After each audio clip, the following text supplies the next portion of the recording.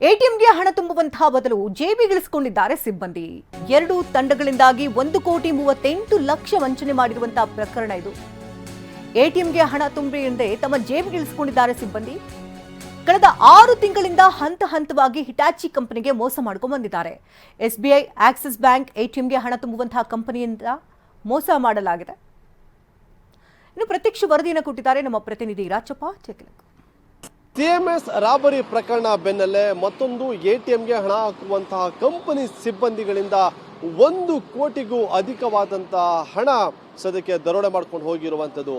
ಕೋರಮಂಗಲ ಮುಖ್ಯ ರಸ್ತೆಯಲ್ಲಿರುವಂತಹ ಆಕ್ಸಿಸ್ ಮತ್ತು SBI ಬ್ಯಾಂಕ್ನಿಂದ ಹಣವನ್ನು ತೆಗೆದುಕೊಂಡು ಹೋಗಿ ಎಟಿಎಂಗೆ ಹಾಕೋಬೇಕು ಅಂತ ಹೇಳಿ Hitachi payment services private limited ಅಂತ ಏನಿದೆ ಅಲ್ಲಿರುವಂತಹ 2 ಪ್ರತ್ಯೇಕ ತಂಡಗಳಿಗೆ, ಒಂದು ತಂಡಕ್ಕೆ 57 ಲಕ್ಷ, ಮತ್ತೊಂದು ತಂಡಕ್ಕೆ 80,49,800 ರೂಪಾಯಿಯನ್ನು ಕೊಟ್ಟು ಕಳಿಸಲಾಗತ್ತೆ.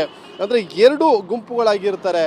ಅಂದರೆ ಹಿಟಾಚಿ ಪೇಮೆಂಟ್ ಸರ್ವಿಸಸ್ ಪ್ರೈವೇಟ್ ಲಿಮಿಟೆಡ್ನ ಅಧಿಕಾರಿ ಮಿಥುನ್ ರವರು, ಪ್ರವೀಣ್, ಧನಶೇಖರ್, ರಾಮಕ್ಕ, ಹರೀಶ್ ಕುಮಾರ್, ಮತ್ತೊಬ್ಬ ಹರೀಶ್ ಕುಮಾರ್, ಪ್ರವೀಣ್ ಕುಮಾರ್, ವರುಣ್ ಸೇರಿದಂತೆ ಇತರೆ ಸಿಬ್ಬಂದಿಗಳಿಗೆ ಸೂಚನೆಯನ್ನು ಕೊಟ್ಟಿದ್ರು. ಆದರೆ ಅವರು ತೆಗೆದುಕೊಂಡು, ಅಂದರೆ ಈ ಬ್ಯಾಂಕಿನ ಹಣವನ್ನು ತೆಗೆದುಕೊಂಡು ಹೋಗಿ ನೇರವಾಗಿ ಒಂದಿಷ್ಟು ಸೂಚಿಸಲಾಗಿರುವಂತಹ ATMನಲ್ಲಿ ಹಣವನ್ನು ತುಂಬಿಸ್ಬೇಕಾಗತ್ತೆ. ಆದರೆ ಅಲ್ಲಿ ಹಣವನ್ನು ತುಂಬಿಸದೆ ತಮ್ಮ ಸ್ವಂತಕ್ಕೆ ಅದನ್ನು ತೆಗೆದುಕೊಂಡು ಹೋಗಿರುವಂಥದ್ದು.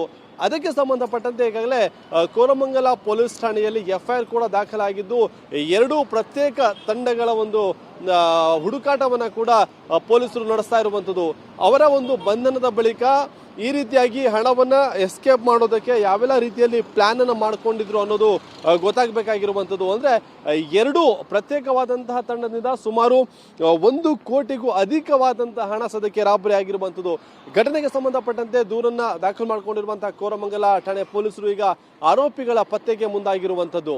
ಕ್ಯಾಮರಾ ಪರ್ಸನ್ ರವಿಕುಮಾರ್ ಜೊತೆ ರಾಚಪ್ಪ ಜನಾಯಕ್, TV9 ಬೆಂಗಳೂರು.